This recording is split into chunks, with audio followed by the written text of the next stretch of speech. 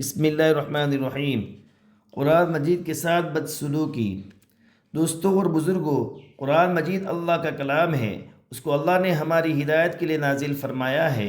یہ ہمارے پروردگار کی بڑی عظیم نعمت ہے، یہ ہمارے خالق و مالک کا بڑا گرا قدر عطیہ ہے، یہ روحانی بیماریوں کا علاج کامل ہے، یہ ہماری صلاح و فلاح کا ضامن ہے، یہ انوار و برکات کا خزانہ ہے۔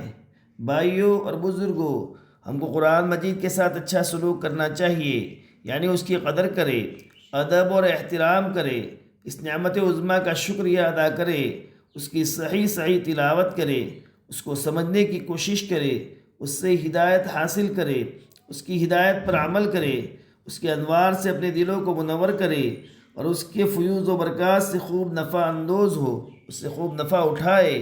مگر صد افسوس کہ ہم حسن سلوک کے بجائے اس کے ساتھ بدسلوکی کر رہے ہیں۔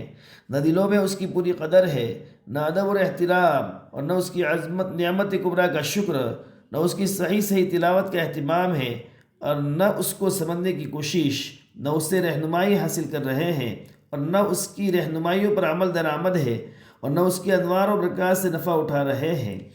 غضب یہ ہے کہ ہم اردو، ہندی اور انگریزی کی لمبی کتابیں، طویل کتابیں اور ضخیم جلدیں، باری جلدیں اچھی طرح پڑھ لیتے ہیں اور سمجھ بھی لیتے ہیں، لیکن قرآن مجید کو نہ صحیح طریقے سے پڑھ پاتے ہیں اور نہیں سمجھ پاتے ہیں، اور نہ ہی اس کا کچھ غم ہے، اور نہ ہی اس سلسلے میں کوئی کوشش ہے۔ صد ہزار افسوس اور غضب بالائے غضب یہ ہے کہ ہم اہل مدارس اور مکاتبی قرآن مجید کے ساتھ بدسلوکی کے مرتکب ہو رہے ہیں۔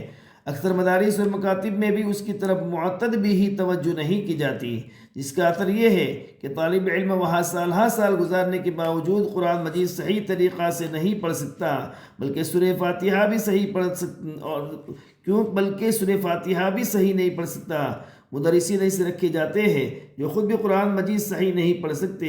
مدرسین کی تنخواہیں بھی بہت معمولی رکھی جاتی ہے، جس کی وجہ سے قابل مدرسین نہیں ملتے، بس ایسے ہی ملتے ہیں جو کسی طرح قرآن مجید پڑھانے کی اہلیت نہیں رکھتے۔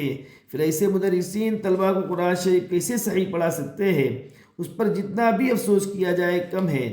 بہرحال قرآن مجید کے ساتھ ہماری بدسلوکی مکمل طور سے ثابت ہے، جس کا وبال ہمارے ہی اوپر اس وقت بھی پڑ رہا ہے، اور اگر ہم نے اپنی حالت نہیں بدلی تو ظاہر ہے کہ آئندہ بھی اس کا وبال ہمارے ہی اوپر پڑے گا۔